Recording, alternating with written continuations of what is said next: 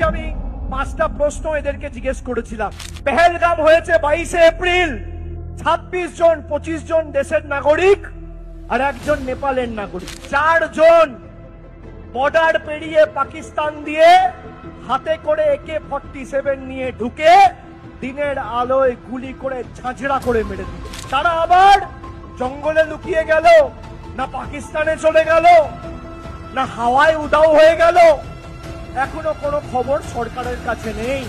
আজকে যে 4 জন এই হত্যা লীলাটা করেছে, সেই 4 জন জঙ্গির খবর কি?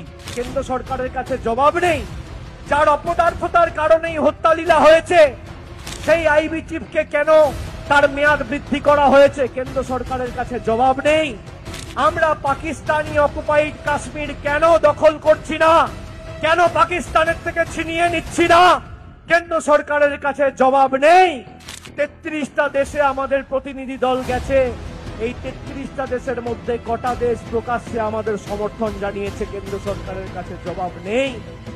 গত 11 বছরে 2,05,000 কোটি টাকা বিদেশ মন্ত্রক খালি বিদেশ নীতিতে খরচা করেছে। এই টাকা আপনার টাকা, আমার টাকা, আমাদের করের টাকা। এই টাকা খরচা করে কেন এই 180-90টা দেশের মধ্যে 10টা দেশও প্রকাশ্যে এসে বলছে না যে আমরা